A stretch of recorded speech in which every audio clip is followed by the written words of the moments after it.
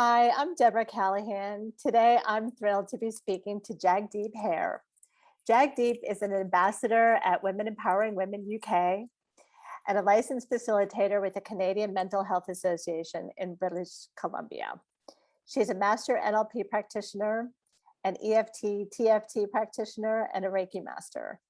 Not only that, Jagdeep has an amazing podcast called Compassion Before Judgment. I'm completely inspired by her energy and all that she does. Big welcome, Jagdeep. Oh, thank you so much, Deborah. I'm so excited to be here. Thank you. Could you tell us today a little bit about your journey and how you face your fears, how you face your own mortality, and how you now live like you're dying? Big question, I know. Yeah, no, and I love the question, Deborah. It's something that's so important to be had. So I love, thank you so much for having me on here because this is the real deal, right? We are living like we're dying every day because those minutes are gone, you know? So, Mhm. um, so a bit about my story. I won't go too much into it, but I think the big turnaround for me was 8 years ago when I had a stroke, and my children were 1 and 4 at the time. And it was kind of a big wake up call for me. You know, there was a lot of stress in my life, a lot of outside stressors that I was allowing to stress me on the inside. And our body really does speak to us, right? So went through my stroke. My kids were so small. Then 4.5 years ago, now in 2017, I went through a divorce. So it's just my kids and myself. And it was really living in the moment amongst the chaos. You know, there's always so much chaos going on, and we get lost in the details of the future or the past, and we just keep missing out on the moments right in front of us, and then those become the past, Mhm. right? Like even our recording right here, when we start it, it's already in the past now. You know, the minutes go by so fast and we get so stuck in story, Mhm. right? So it's really for me to get out a story as much as I can throughout my day, because we can, you know, when things happen, we can get triggered, or, you know, memories can come up and then we get stuck in that. And then it's a memory, but we allow it to last like a day or half a day or hours. And we've missed out now on those hours or those moments, or even we'll be absorbed in our phone and we've missed out on what's right in front of us. You know, I always say our phones disconnect us from what's in front of us and connect us to everything else that's so far away from us.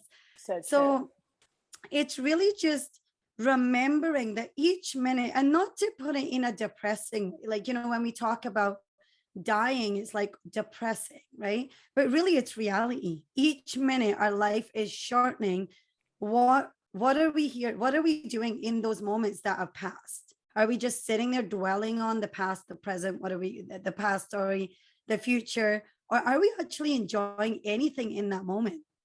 So it's Mhm. kind of like, even when we're having a meal, we're thinking about, after I'm done eating, I got to do this, or after this, I got to do that. Mhm. Just bringing ourselves back, really. I try to, in the moment, bring myself back as much as I can into that current moment, which is what's so hard, because the monkey mind is always going. We're always looking for something.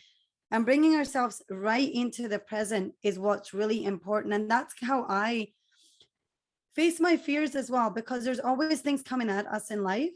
But again, we have to face the fears, because it's like if we turn our back to it, it just gets bigger, right? We do have to face the fear, but do I have to, right in this moment, let that fear overtake me and ruin the rest of my day? You know, it's really about being so intentional about the way that we live, minute by minute, really. Right.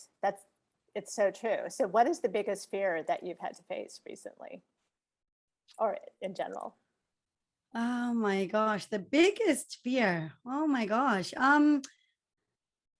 You know, I couldn't, we talked about this before. When I think about death, it doesn't actually scare me, you know, but I could think in the past it did. So I'll talk about a past fear, I guess, because I would have the fear of my children, right? My children are going to be without a mother. Mm. But now what it's allowed me to do is I keep teaching my kids the tools and the things in life, day-to-day living and all of that, to prepare them, because realistically we're not going to be here forever, you know. Right. So it's, I think would say that's one of my biggest fears. Aside from that, I find that I kind of navigate life going, well, hey, the fears are here to teach us something. How am I going to navigate it? But now when I look at what can I share and teach while I am here, before it's too late, before I'm on my deathbed, you know, while I'm still here and I'm able to, what can I do in those moments? Right. Right. And you're so good at that. So, Oh, okay. thank So for my you. last question, what is the most important thing that you'd like your children and your future grandchildren to know about how you live your life? Is it that you're fearless? Is it that you're living in the moment? I mean, what is it? Um, I think it is that I always see the good in even though all the crap. Hmm. I always find something something that's good. You know, my son said to me a couple of years ago that, Mom, if we lived in a cardboard box, you would still find something positive, wouldn't you? And I said, yeah, because if I'm still breathing, then that is something that's positive, because I can still find a way out.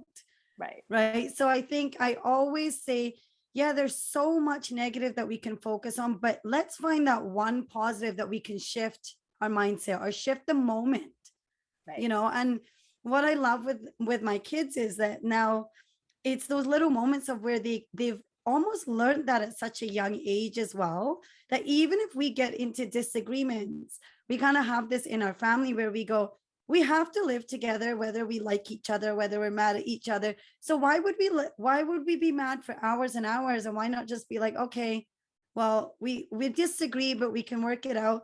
And we have this thing in our family where when we're mad, we do allow each other to process those emotions, but then we make each other laugh. Like my son does this thing with, well, Mom, you can chop my cheeks now. And then I just Oh, laugh because it's like, you know. So we have almost this thing in our family where we're always going to find the good, even in the worst moments, because those are what are going to get us through. So I think that is what I would love my kids, my grandkids to remember me with, that she always found the good, even in the worst situations. so beautiful. Well, thank you so much for sharing your wisdom and your story. If anybody would like to connect with Jagdeep, you can find more information about her on her website, which is connect2yoursoul.com. That's connect number 2 yoursoul.com. Thank you so much, Jagdeep. Thank you, Deborah. Thanks for having me on. Such a pleasure. Take care.